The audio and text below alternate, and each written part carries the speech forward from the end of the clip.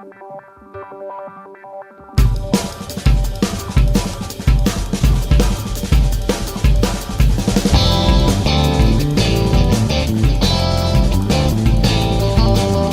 ¿qué tal? Buenas noches. Bienvenidos a En Campaña. A partir de este miércoles y todos los miércoles a las 21 horas vamos a conocer, a repasar las principales voces, los principales actores políticos de nuestro país, con una mirada hacia el interior, hablando de los temas del interior y buscando, como les decíamos en la promo del programa, las soluciones para nuestro interior. En campaña se puede estar para varias cosas. En este momento la coyuntura indica que se está en campaña para las elecciones internas y es por eso que a partir de este miércoles proponemos conocer a cada uno de los candidatos que se perfilan para esas elecciones el 1 de junio. Nuestro primer invitado, José Amorín Valle, de Ballistas de Ley, se prepara para competir en la interna con Pedro Bordaberry. Lo conocemos.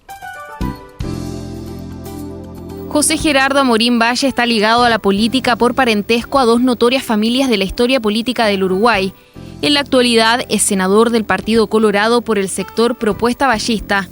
De cara a las elecciones de 2009, fue precandidato a la presidencia de la República por la lista 15, quedando en segundo lugar detrás del doctor Pedro Bordaberry, por lo que encabezó la lista al Senado seguido por Tabaré Viera. Los inicios de su actividad parlamentaria se remontan a 1994, cuando es electo diputado suplente representando a Montevideo por la lista 15. Se presentan las elecciones internas del Partido Colorado celebradas en abril de 1999, encabezando la lista 15-15-15, acompañando la candidatura de Jorge Valle. Posteriormente, las elecciones nacionales de ese mismo año es primero candidato y luego resulta electo como representante nacional por el departamento de Montevideo. En esa legislatura 2000-2005 preside la Comisión de Hacienda de la Cámara Baja y es coordinador de bancada de diputados de la lista 15. En 2004 fue nombrado presidente de la Cámara de Diputados. En octubre del mismo año asumió como ministro de Educación y Cultura, cartera que dirigió hasta el 1 de marzo de 2005. Abogado de profesión, José Amorín Valle ocupó en el pasado cargos en la administración pública. Comenzó su actividad como procurador en la División Jurídica de la UTU en 1977. En 1981 ingresa como abogado al Instituto Nacional de Colonización. Fue secretario letrado del directorio en la Administración Nacional de Puertos entre 1986 y 1987. También se desempeñó como asesor del director de UTE, Mario Rey Vacas, en el periodo 1991-1995 y asesor letrado de Gerencia General en el Banco de Previsión Social en 1996. Bueno, muy bien, quedó presentado José Amorín Valle, precandidato por Ballistas de Ley. Le agradecemos su presencia esta noche aquí en la red. Al contrario, gracias por la invitación. Bueno, recorre habitualmente el interior, se está en campaña y estar en campaña lleva a recorrer incluso bastante más el interior del país que lo que habitualmente se hace. ¿Cómo visualiza la realidad del interior en esta circunstancia, en esta coyuntura? Bueno, en realidad el interior del Uruguay desde hace muchísimo tiempo, yo diría desde hace un poco más de 10 años, uno ve que está levantando. Uno va por las distintas ciudades, por las distintas localidades y la mejora de todo el sector agropecuario influye directamente en la situación del interior. Hay distintas realidades. Yo voy por distintos motivos, pero muchas veces por motivos políticos, por ejemplo, bastante a Rivera. Bueno, Rivera ha tenido un cambio impresionante. Todas esas ciudades de frontera, pero especialmente Rivera, han tenido un cambio enormemente positivo.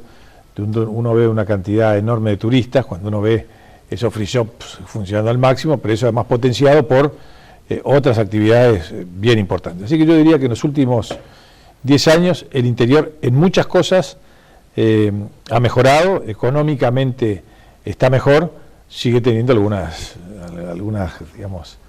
algunos olvidos que son complicados. ¿Y cuáles son los principales desafíos o las principales inquietudes que le plantea la gente cuando van a esos actos políticos, está mano a mano, puede recibir las inquietudes? En realidad muchas veces son las mismas que en Montevideo.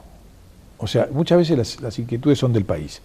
Algunas veces más acentuados en la capital por ser ciudad más grande.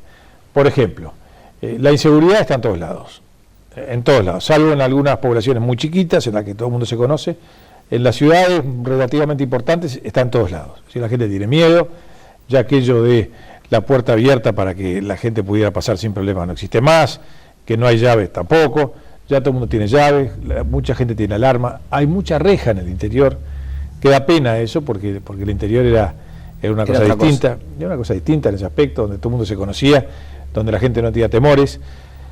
Hay mucha gente que no viene a los actos porque se queda cuidando la casa. De la familia uno queda porque tiene temor a que lo roben.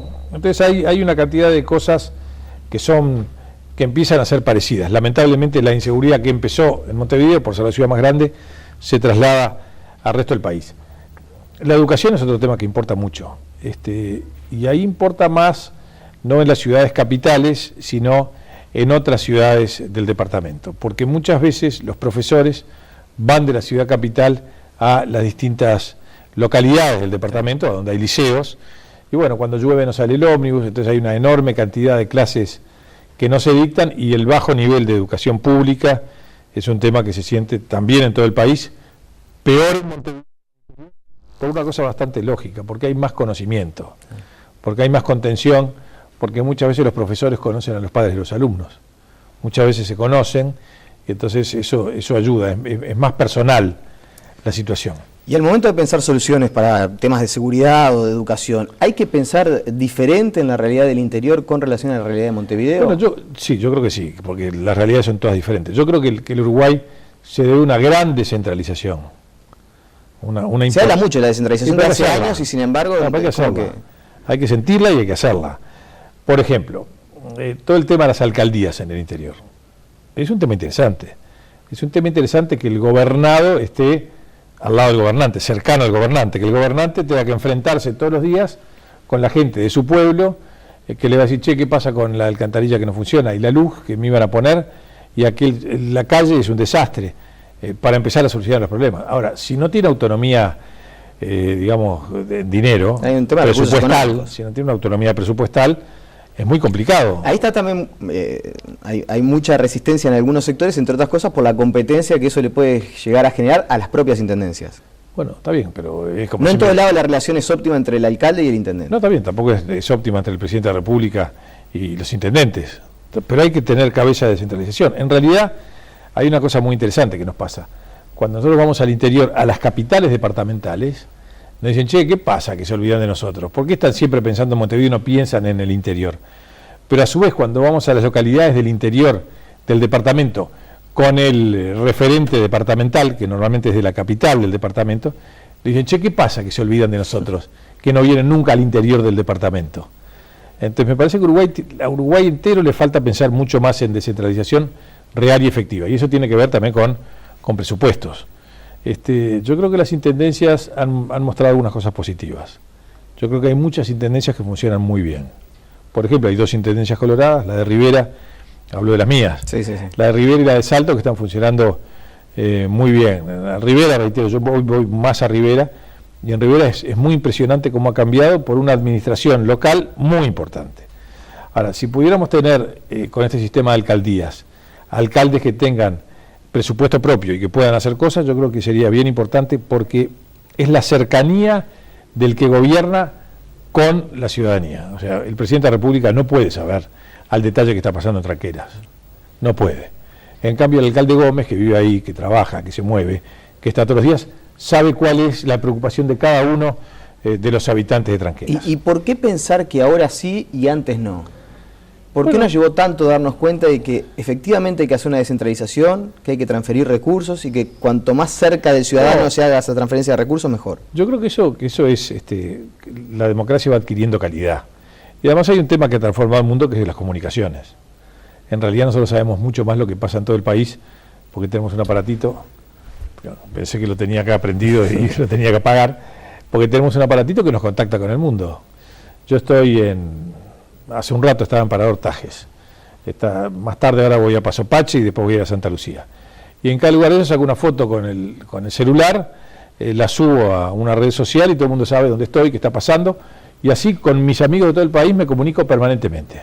Permanentemente digo, hablo, sí. Tengo 50, 60, 70 llamadas por minuto de gente de distintos puntos del país que me dice qué está pasando en su localidad. Entonces las comunicaciones ayudan a ver mucho más de cerca los problemas de la gente. Las carreteras que están muy mal, es uno de los problemas serios que tenemos para la descentralización y para la cercanía con todo el país, son las carreteras que son un desastre. Realmente este gobierno ha hecho las cosas muy mal. Todo el mundo sabía que la producción iba a aumentar.